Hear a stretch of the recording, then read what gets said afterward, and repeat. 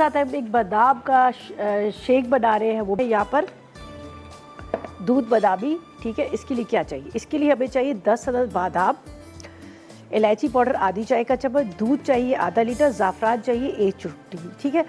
चीनी आप अपने हिसाब से ले लीजिएगा, 4 से 5 खाने के चम्मच, फ्रेश क्रीम आधा कप लेंगे और गार्निशिंग के लिए अलग से बादाम लेंगे और फ्राई करने के लिए हस्बे ज़रूरत ऑयल। तो यहाँ पर मैंने इसको फ्राई तो किया हुआ, ये मेरे पास जो बादाम है ये फ्राई किए हुए, देखिए आपको कलर से भी नज़र आ रहा है फ्राई वाले बादाम है, ठीक है। यहाँ पर दूध को हमने पहले थोड़ा सा पकाना है और लेकिन मैं पूरा इसको नहीं पकाऊंगी इसलिए कि फिर मुझे इसको वापस यहाँ पर डालना है ब्लेंडर के अंदर। तो ये क्या होगा कि गर्म बहुत ज़्यादा होगा तो हमारा जो ब्लेंडर है वो चटकने का डर होगा। तो यहाँ पर जाएगी चीनी। आप चाहे तो इसके अंदर बर्फ़ भी डाल सकते हैं, बर्फ़ से भी बड़ा अच्छा टेस्ट आ जाता है अगर आप चाहे तो। इसके बाद इसमें जाएगी यहाँ पर इलायची, ठीक है। ये इलायची चूल्हा जलाते हैं, आप चाहे तो पूरे दूध को भी गर्म कर सकते हैं लेकिन ज़्यादा गर्म हो जाएगा तो इसलिए मैंने इसको ये नहीं किया। यहाँ पर इसमें डाल देती हूँ बादाम, थोड़े से अब गार्निशिंग के लिए रखेंगे, बाकी बादाम को इसको दूध के साथ पकाएंगे, सही है।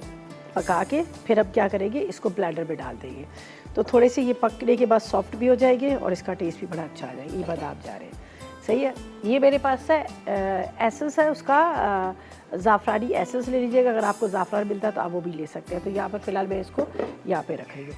तो यहाँ पर ये इसको थोड़ा सा हमने पकाने के लिए रखा है। अब इसको मैं साइड पे रखती हूँ। तो यहाँ पर क्या करेंगे, हम ब्लेंडर के अंदर डालेंगे, ये देख लीजिएगा चीज़ें।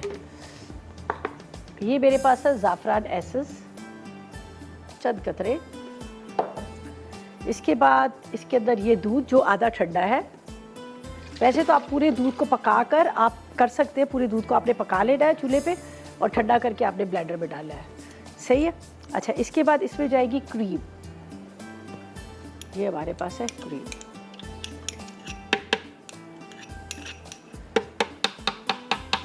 क्रीम के साथ थोड़ी सी क्रीम ये भी पड़ी, ये भी डाल देते हैं हम, दो जगह थी, चले जी।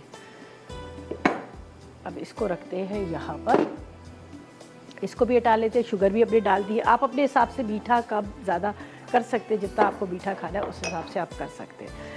अच्छा जी, अब क्या करना है, अब इंतज़ार करना है कि ये दूध को जो मैंने चूल्हे पे रखा पकने के लिए, थोड़ा सा इलायची के साथ ये ज़रा सा बॉयल आ जाए और ये जो बादाम मैंने इसमें डाले हैं, थोड़े से बादाम भी है, सॉफ्ट हो जाए। और बाकी जो बादाम है हम गार्निशिंग के लिए रखेंगे, जब ग्लासेस में निकालेंगे तो गार्निशिंग के लिए रखेंगे। तो इसके अंदर बाकी ये है कि आप बर्फ़ डाल सकते हैं, बर्फ़ से भी बड़ा अच्छा सा एक वो आ जाएगा। तो सोच रही हूँ कि मैं बर्फ़ भी डाल दूँगी तो बर्फ़ से ये होगा कि ये जो गर्म दूध है ये जो है इतना ज़्यादा नहीं होगा, ठंडा हो जाएगा। तो ये है, तो यहाँ पर मैं देख लेती हूँ, अगर मेरे फ्रीज़र में बर्फ़ पड़ी हुई है तो हम इसका इस्तेमाल कर लेंगे, नहीं तो कोई बात नहीं है, तो है दोनों। चले जी, थोड़ी सी बर्फ़ भी डाल देते हैं ताकि ये थोड़ा ठंडा हो जाए यहाँ पर, वरना आपका ब्लेंडर जो है ना ख़राब हो जाएगा। चलो जी, बर्फ़ है, इसके अंदर ये डाल देते हैं हम चीनी, इलायची, बादाम। ये बड़ा मज़ेदार होता है, बच्चों को ख़ास तौर पे दिया करें, जो बच्चे हमारे स्कूल गोइंग है, पढ़ने वाले बच्चे जो हैं उनके लिए। देखिए चीनी डाल दी,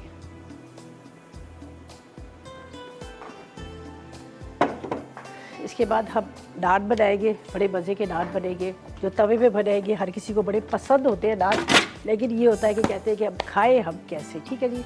इसलिए कि बाज़ार के लाए हुए नान घर में थोड़ी देर के बाद अकड़ जाते हैं, रबड़ बन जाते हैं, तो ये भी सारे सीन होते हैं। अच्छा जी, अब हमने क्या करना है, ये काम ख़त्म, ये गार्निशिंग के लिए, और ये जाएगा इसमें थोड़ा सा ठंडा हुआ हुआ ये दूध, बादाम और इसके साथ इलायची और ज़ाफ़रान, ठीक है, ये चला जाएगा। अब इसको बहुत अच्छे से चलाएंगे ताकि सारी चीज़ें मिक्स हो जाए।